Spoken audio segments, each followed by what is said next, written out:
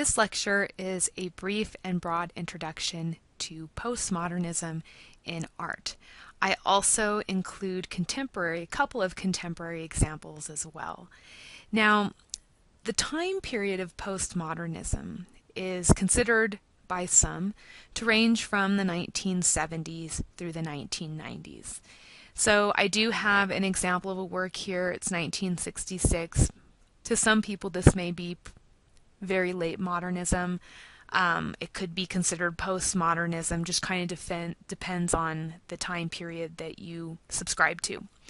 Now, postmodernism is not so much a style per se, but it's more of a set of ideas, it's more of an artistic climate.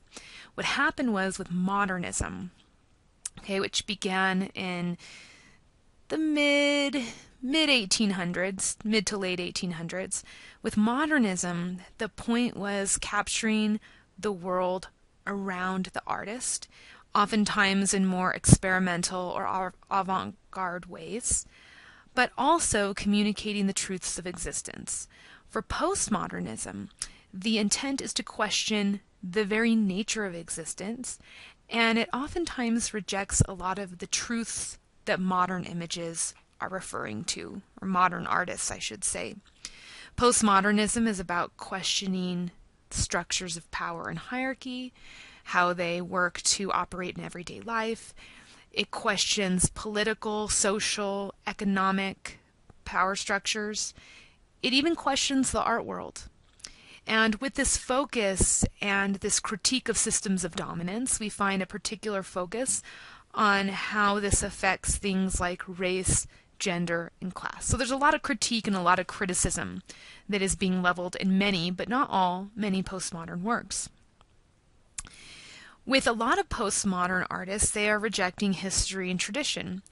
But be careful, this is not to say that history and tradition are completely absent, although some reference this clearly in their work as a means to reject it. So it can be a little complicated when we look at the particulars of postmodern art.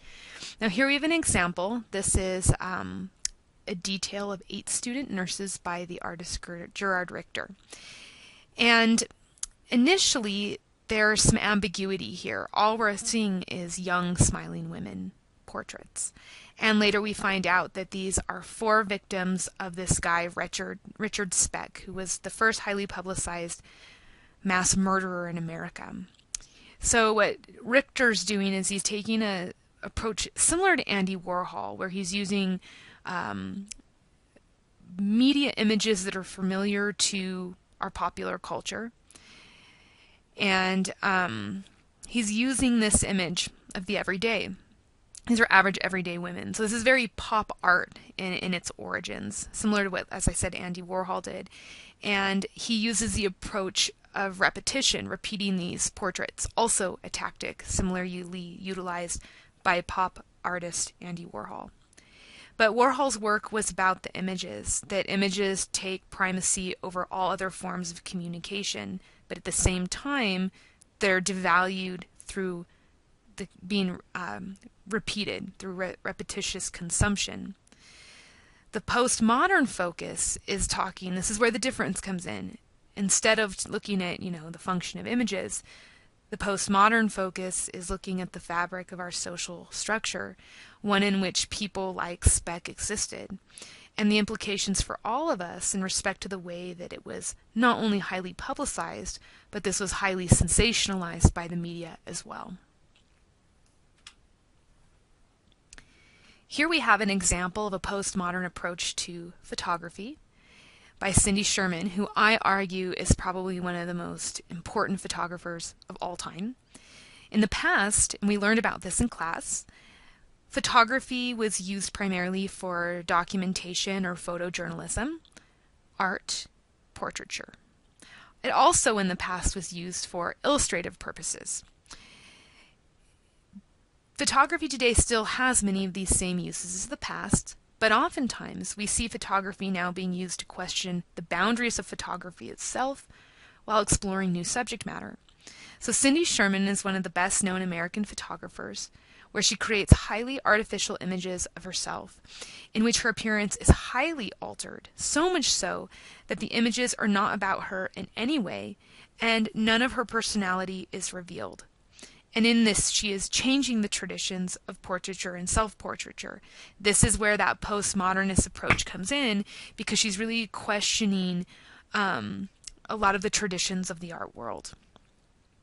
This is an untitled work that we see here. It's part of a series that she did called History Portraits, where she took on the role of subject seen in well-known traditional paintings done by some of the more famous male artists in the history of art. Here she's appropriating the work of Caravaggio, his painting Sic Bacchus.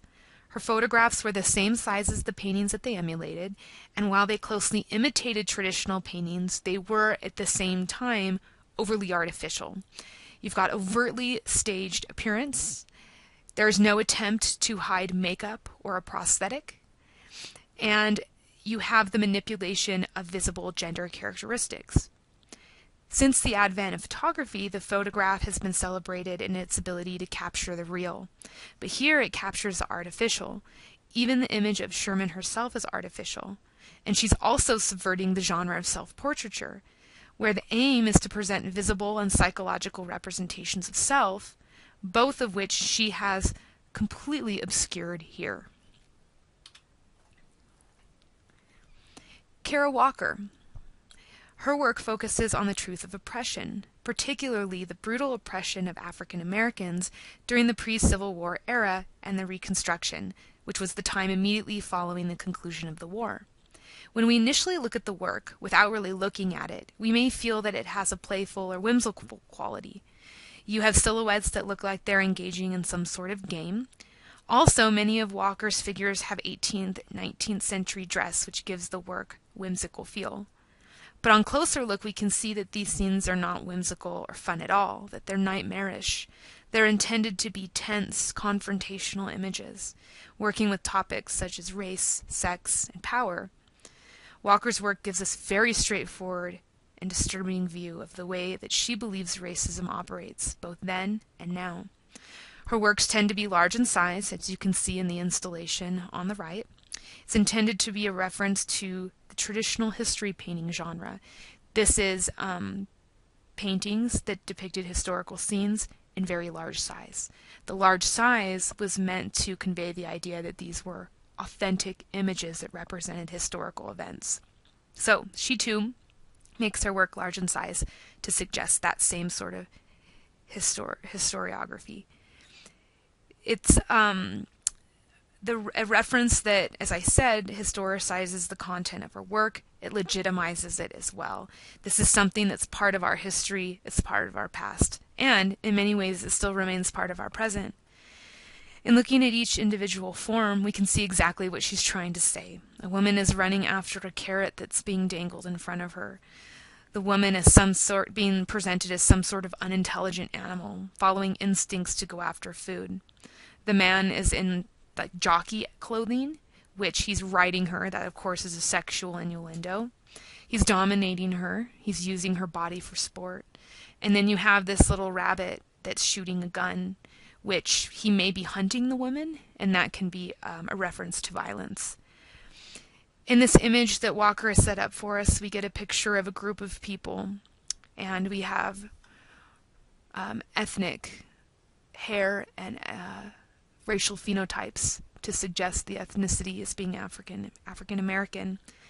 We get a picture of a group of people who've been humiliated, discriminated against, sexualized, brutalized. She exposes the truth regarding oppression, slavery, racism, the fact that it's brutal, that it can be violent, that it's dehumanizing, and that this is something that can't really be erased, that this is part of our history, that these things happened, and that we cannot ignore it. And by ignoring it, we allow for this type of racism and violence to continue to exist in the present day. A personal favorite of mine is a sculpture by the artist Jeff Koons, Michael Jackson, and Bubbles. Ceramic sculpture was popular in Western art during the 15th century. It fell out of use and became popular again in the mid-1980s, where many West Coast artists have combined the medium of ceramic sculpture with imagery and techniques that are drawing from popular culture. Here, Jeff Koons uses his work to explore the very fine line that exists between high art and kitsch. Kitsch can be defined as junk, it's banal, everyday, debased imagery, and it also can be something that is made in bad taste, which a lot of people think that most of Jeff Koons' work is kitsch. We have a work of art here that is a viable work of art in and of itself, irregardless of subject matter. You have this interaction between the gold leaf and the smooth white porcelain. This is modeled after 18th century French porcelain, which was characterized by its richness and its opulence. But then we have a depiction of Michael Jackson and his pet monkey Bubbles. Many would argue that an image like this has no place in what we should be considering art. And this argument can go either way. Is this art? So of course some people say no. I say yes. I think that Koons is doing a couple of important things here. First of all, he's referencing historical forms in a contemporary way. I think that that's significant. He is using this work to explore a culture of plastic surgery, for which Michael Jackson certainly was an appropriate representative. The fact that plastic surgery is so prevalent, and even more so now than in 1988 when the sculpture was made, this idea that we are willingly surgically modifying our body to create these kind of artificial appearances that aren't real. He's also, though, using this work to explore a culture of celebrity worship, looking at celebrities, these people, like people like Kim Kardashian who sell their images and we idolize them for that. He questions the type of people that our society idolizes. Men who befriend monkeys and they dress in matching outfits. And that's a real thing that actually happened. And so with a work like this, he's showing our superficial focus on celebrity culture over all else. Now, I want to give kind of a personal anecdote to this because Koons is right. He's right about what he's saying, and it was actually the death of Michael Jackson in my mind that really proved that, the idea of, celebrity worship in our culture. When Michael Jackson died, we all know that that was a really big deal, and actually I was away. I was in Greece when that happened, and they announced it on the television because the news, BBC is like the only station that is in English when you go abroad. They announced on the television Michael Jackson died, and then they presented other news, and it was really a lot going on at that time. Most pressing was the very real possibility, although thankfully it never came to fruition, that North Korea had nuclear weapons. So we were kind of looking at that. There were some other things that were going on. And so I came home, a few days later, and the news was just completely focused on Michael Jackson. And that was it. That was all our news was reporting. And there was no mention of the things like the nuke standoff with North Korea or anything like that. So it kind of showed our cultural preference not to, take in any real news, but more so to just be focused on, celebrities. And even it's like that today where, we don't have news adequately covered because people are more concerned about what Kim Kardashian is wearing. All right, and we'll finish up by looking at the work of Damien Hirst, who was starting out as an artist as part of a group known as YBA, Young British Artists. And these artists are lumped together because of their focus on conceptualism, which is basically prioritizing the concept over all else in art, and also for their use of shock tactics, which you can see here, right? A shark preserved in formaldehyde. He's also been called retro-sensationalist. This idea of a retro-sensationalist derives from pop art, a style of art that used familiar imagery. And he uses these familiar images and the associations they trigger to tap into deeper and much more complex meaning. And we can see that through the title, right? You have this shark, it's preserved in formaldehyde, and then the title is The Physical Impossibility of Death in the Mind of Someone Living. That's kind of deep if you think about it, if you really think about what this title is trying to say. So here's our retro sensationalist piece here, a full-size tiger shark preserved in formaldehyde. And this box, 43 feet long, huge. Everyone recognizes a shark, and they have their own associations with the animal. Things like sharks are scary, or they're mean, or they're strong, or they're violent. They tend to be negative because sharks, I kind of think, are scary. But it's more than that. This work features death and mortality as its central themes. This piece is part of his Natural History series, which was a series that consisted of all sorts of dead animals, shark, which we see here, cow, a sheep, pig, etc.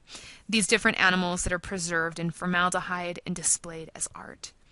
As we can see from the work itself and the title, what we're seeing is a comment about the different ways we come to terms with our own mortality. This work is an in-your-face, inescapable confrontation of death that really cannot be avoided. This is the reality of our existence, and we can't get around it. This might bring forth feelings of uncertainty or ambivalence in the viewer regarding their thoughts on their own impending death. This elicits highly personal reactions to this piece, as you could probably imagine. If we look at the work formally, we can see that it's very straightforward and it's very simple. It's a single form framed by the edge of the container. There's a stillness to it, a clarity, both of which give it a forceful visual power. And we can see that the simplicity of the work, its reliance on concept, is something that you could take back to the style of minimalism. Damien Hirst's works have been controversial, clearly, because they're seen as being grotesque. Some people consider them to be emotionally distant to the plight of the animal. Hirst argues that when it comes down to it, we're all emotionally indifferent. What's the difference between his work that preserves a dead cow and you eating a hamburger? Do we have these moral and ethical issues when we eat a hamburger? These are the things he's trying to argue. And, by the way, Hirst is the highest selling living artist. He had a work from this series, The Golden Calf. It sold for $142.3 million.